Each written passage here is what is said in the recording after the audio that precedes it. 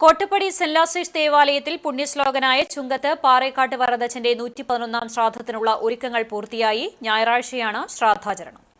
20,000 പേർക്കുള്ള സദ്യയാണ് ഇത്തവണ ഒരുക്കുന്നത്. കൂടാതെ 5,000 പേർക്കുള്ള അരി, അവൽ പാക്കറ്റുകളും ശ്രാദ്ധമധുരവും ഒരുക്കിയിട്ടുണ്ട്. ശ്രാദ്ധദിനത്തിൽ ഇടവക അതിർത്തിയിലുള്ള 6 ആശുപത്രികളിൽ നടക്കുന്ന ഡയാലിസിസിനുള്ള തുക വരദച്ചൻ ട്രസ്റ്റ് വഹിക്കും. ശനിയാഴ്ച വൈകിട്ട് 5 മണിക്ക് വരദച്ചന്റെ ജന്മനാട് കാവീട് പള്ളിയിൽ നിന്നും ജപമാല റാലി ദേവാലയത്തിൽ എത്തിയതിനെ തുടർന്ന് കാവീട് ഇടവക വികാരി ഫാദർ ഫ്രാൻസിസ് നീലങ്കാവിൽ ദിവ്യബലി അർപ്പിച്ചു. തുടർന്ന് വിവാഹത്തിന്റെ 25ഉം 50ഉം വർഷം പൂർത്തിയായവരെ ആദരിച്ചു. വരദച്ചൻ കർമ്മസമിതിയുടെ നേതൃത്വത്തിൽ വിവിധ ഇനം പഴങ്ങളുടെയും പച്ചക്കറികളുടെയും തൈകളുടെ വിപണനവും ഒരുക്കിയിട്ടുണ്ട്.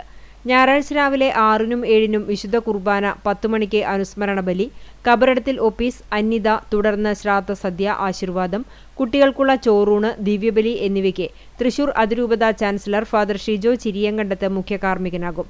പായസം ഉൾപ്പെടെ 10 തരം വിഭവങ്ങളോടെ സദ്യ ഒരുക്കുന്നത് നൌഫൽ തൊഴിയൂറാണ്.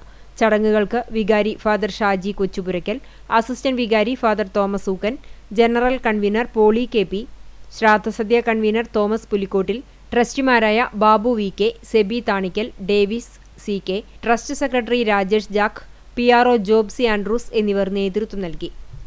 പുണ്യശ്ലോകനായ വരദച്ചന്റെ 111ാമത് ആണ്ട് ശ്രാദ്ധം നാളെ ജൂൺ 8-ാം തീയതി ആചരിക്കുകയാണ്.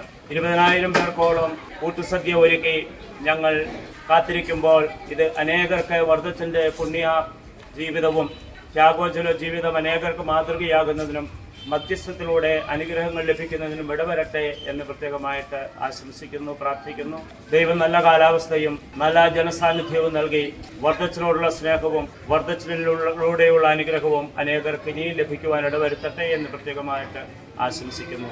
ദൈവം നിങ്ങളെ ഓരോരുത്തരെയും സമർത്ഥമായിട്ട് അനുഗ്രഹിക്കട്ടെ.